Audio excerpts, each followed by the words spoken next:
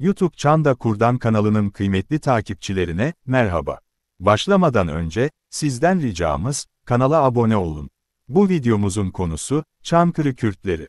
Çankırı, Türkiye'nin İç Anadolu bölgesinde bulunan bir ildir. Kuzey ilçeleri Karadeniz bölgesinde kalan il, kuzeyde Karabük ve Kastamonu, doğuda Çorum, güneydoğuda Kırıkkale, güneyde Ankara ve batıda Bolu illeriyle çevrilidir. 2020 yılında TÜİK verilerine göre merkez ilçeyle beraber 12 ilçe, 15 belediye, bu belediyelerde 96 mahalle ve ayrıca 371 köyü vardır. Anadolu ve Karadeniz şehirlerindeki Kürtler hakkında birçok yazılı ve görsel bilgi bulunabiliyor. Ama, Çankırı Kürtleri hakkında internette bilgi bulmak çok zor.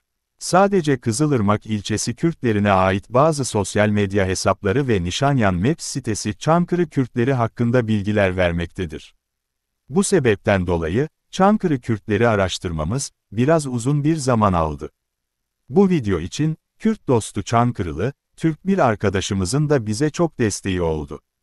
Çankırı'da tespit ettiğimiz kadarıyla, Kürtler 46 köye dağılmışlar.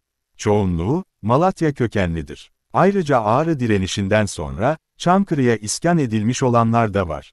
Ve ayrıca Sivas'tan göç etmiş Kürtler de var. Tespit ettiğimiz 46 köy, şunlardır. Ağzıbüyük, Altınlı, eski adı Geveren, Çırçır, Danabaşı, Kürt İsmail Çiftliği, köyün adı, 1949'dan sonra Kuzuköy olarak değiştirildi.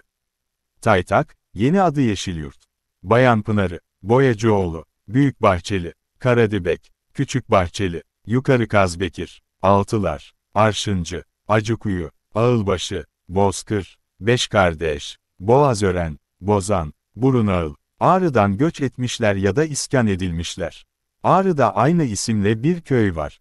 Canımana, Celep, Dipdere, Hisar, Karaömer, Kozanlı, Karacadere, Kırkpınar, Satıyüzü, Sarı Mehmet, Soğukkuyu, Tavşancalı, Tepealagöz, Taliören, Taybi, yeni adı Kalenderoğlu, Resuloğlu, Kapaklı, Kapak, Kürtköyü, köyün adı, 1926'dan sonra, dumanlı yapılmış, 1764 yılına ait bir Osmanlı belgesinde, Çankırı'da Kürtler köyünden bahsedilir. 12 Kasım 1764 Çankırı Sancağı'nda kurşunlu kazasına tabi Kürtler karyesinin yaylağına vaki müdahalenin meni. Kışla, Yaraşlı, Yazıçayır, Yeniyapan, Karamürsel, Kahyalı, bu köyde ve Karamürsel köyünde, Kürtler, Türklerle beraber yaşarlar. Bir videomuzun daha sonuna geldik. Çankırı Kürtleri hakkında hazırladığımız bu kapsamlı videonun sonuna geldik. Türkiye'deki Kürt yerleşimleri üzerine yapılan araştırmalar arasında, Çankırı Kürtleri hakkında bilgi bulmak oldukça zordu, ancak titiz bir çalışmayla, 46 köy tespit ettik ve bu bilgileri sizlerle paylaştık. Bu araştırmada bize destek olan Çankırılı dostumuza ve değerli izleyicilerimize teşekkür ederiz. YouTube Çanda Kurdan kanalına abone olarak, süper teşekkür bölümleriyle destek olabilir ve daha fazla içeriğin üretilmesine katkıda bulunabilirsiniz. Bir sonraki videomuzda görüşmek üzere, esen kalın. Çanda